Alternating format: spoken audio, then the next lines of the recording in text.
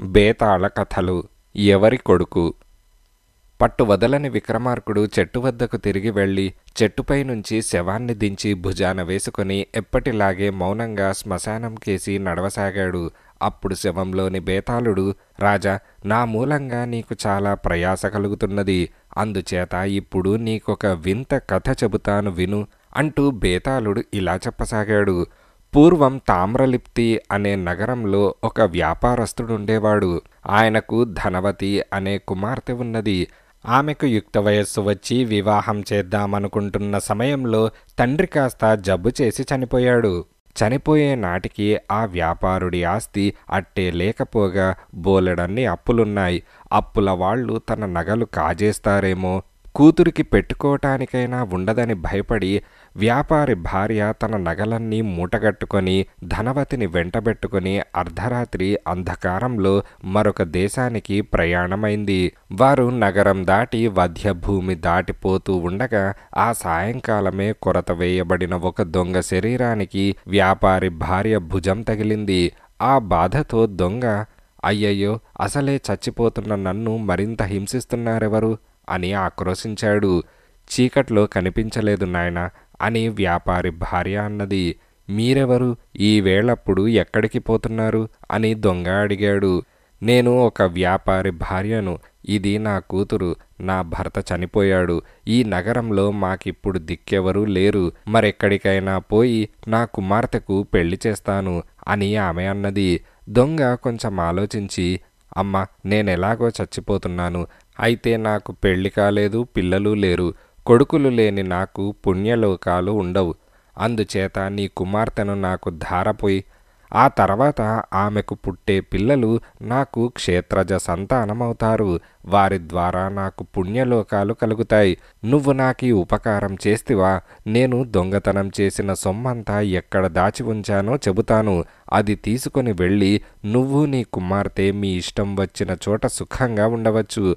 నీ కుమార్తె పెళ్లి చేసుకోనూవచ్చు అని అన్నాడు. దురాశ చేత వ్యాపారి భార్య తన కుమార్తె ధనవతిని చావటానికి సిద్ధంగా ఉన్న దొంగకు ధారపోయ నిశ్చయించుకున్నది. ఆ దూరాన కనపడే మర్రి చెట్టు మొదట్నే నేను నా బంగారమంతా పాతిపెట్టాను. నేను చచ్చిపోయేలోగా ఆ ధనం తవ్వి తెచ్చుకో. నేను పోయాక నన్ను తీసుకుపోయి దహనం చేసి నా అస్థికలు తీసుకుపోయి నీటిలో కలుపు. ఈ సమీపంలోనే వక్రోలకమనే నగరమున్నది. ఆ దేశపు రాజు చాలా మంచివాడు. ఆయన ఏలుబడిలో ప్రజలు చాలా సుఖంగా ఉంటున్నారు. మీరు అక్కడికి వెళ్ళండి అని దొంగ సలహా ఇచ్చాడు.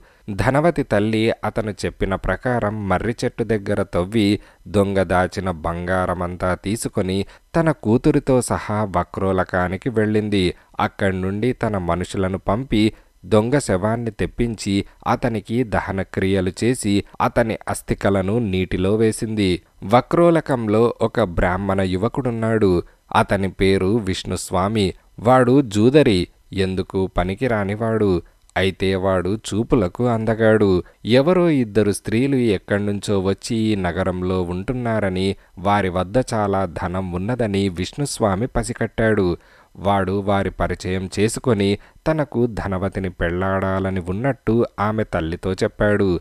విష్ణుస్వామి అందం చూసి భ్రమపడి ధనవతి పెళ్లికి సంతోషంగా ఒప్పుకున్నది. పెళ్ళైంది మొదలు విష్ణుస్వామి భార్యను డబ్బు కోసం వేధించసాగాడు.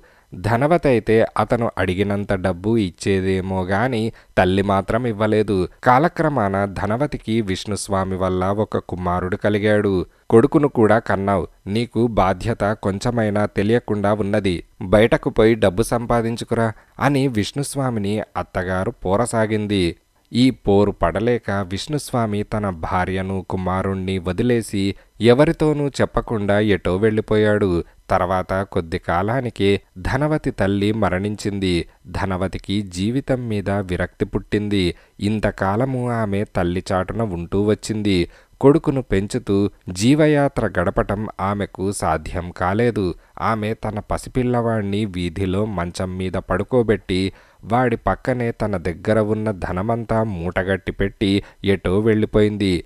తన కుమారుడు బీదవాడికి దొరికిన ఆ డబ్బుతో వాళ్ళు వాణ్ణి ఏ లోటు లేకుండా ఇబ్బంది పడకుండా పెంచుతారని ఆమె ఉద్దేశం. అయితే ఆ కుర్రవాడు ఆ దేశపు రాజుకే దొరికాడు. ఆయన తెల్లవారుజామున గుర్రం మీద నగర ప్రదక్షిణం చేస్తూ ఉండగా దారికి అడ్డంగా మంచం మీద పిల్లవాడు, పిల్లవాడి పక్కనే ధనపు మూట కనిపించాయి. పాపం ఆ రాజుకు ఏ సంతానమూ లేదు. ఎన్ని నోములు నోచినా ఆ లోటు తీరలేదు. భగవంతుడు తనకు ఈ రూపంగా పుత్రదానం చేశాడనుకున్నాడు రాజు. పిల్లవాడు చూడ్డానికి చాలా అందంగా ఉన్నాడు. రాజు తన భటుల చేత కుర్రవాణ్ణి ధనాన్ని రాజభవనానికి పట్టించుకుపోయాడు. కుర్రవాడికి చంద్రప్రభుడని పేరు పెట్టుకున్నారు. ఎంతో గారాబంగా ఏ లోటు రాకుండా పెంచారు. సకల విద్యలు నేర్పించారు. వాడికి యుక్త వయస్సు రాగానే యువరాజ్య పట్టాభిషేకం కూడా చేశారు. తర్వాత కాలక్రమాన ముసలిరాజు చనిపోయాడు. చంద్రప్రభుడు శాస్త్రోక్తంగా ఉత్తర క్రియలు చేసి ప్రయాగ వద్ద త్రివేణిలోనూ కాశీ వద్ద గంగలోనూ తర్పణాలు విడిచాడు. తర్వాత అతను తండ్రికి పిండం వేయటానికి గయకు వెళ్ళాడు. గయా కూపంలో అతను పిండం వేయబోయే సమయానికి నీటిలో నుంచి 3 చేతులు పైకి లేచాయి. అందులో ఒక చెయ్యి సంకెళ్ల గుర్తులు కలిగి దొంగ చెయ్యిలాగా ఉంది. రెండవది పవిత్రం ధరించి బ్రాహ్మడి చెయ్యిలాగా ఉన్నది. మూడవది ఉంగరం ధరించి రాజు చెయ్యిలాగా ఉన్నది. బేతాళుడు ఈ కథ చెప్పి, రాజా విక్రమార్క, చంద్రప్రభుడు పిండాన్ని దొంగ చేతిలో పెట్టాలా, స్వయంగా తన తండ్రి అయిన బ్రాహ్మడి చేతిలో పెట్టాలా, లేక తనను పెంచి పెద్దవాణ్ణి చేసి తన రాజ్యానికి వారసుణ్ణి చేసిన రాజు చేతిలో పెట్టాలా? వారి ముగ్గురిలోనూ అతడు ఎవరి కొడుకు? ఈ ప్రశ్నకు సమాధానం తెలిసి కూడా చెప్పకపోయావో నీ తల పగిలిపోతుంది అని బేతాళుడన్నాడు. దానికి విక్రమార్కుడు, ఆ పిండం దొంగకే చెందుతుందనటానికి సందేహం లేదు. ఎందుకంటే చంద్రప్రభుడు దొంగ కొడుకే తప్ప మిగిలిన ఇద్దరి కొడుకు కాడు. విష్ణుస్వామి ధనం కోసం ధనవతికి అమ్ముడు పోయినవాడు. ఇక రాజు చంద్రప్రభుడి డబ్బుతోనే పెంచి పెద్దవాణ్ణి చేశాడు. ధనవతి దొంగకే ధారాదత్తమైంది. క్షేత్రజ్ఞ పుత్రుడు తనకు మంచి లోకాలు కల్పిస్తాడనే ఆశతోటే దొంగ ఆమెను దానం పుచ్చుకున్నాడు.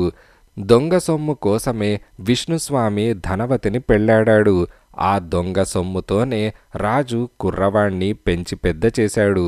అందుచేత ఆ దొంగకే చంద్రప్రభుడు పిండం వెయ్యాలి. అదే ధర్మసమ్మతం అని విక్రమార్కుడు జవాబిచ్చాడు. రాజుకు ఈ విధంగా మౌనభంగం కలగగానే బేతాళుడు శవంతో సహా మాయమై తిరిగి చెట్టెక్కాడు.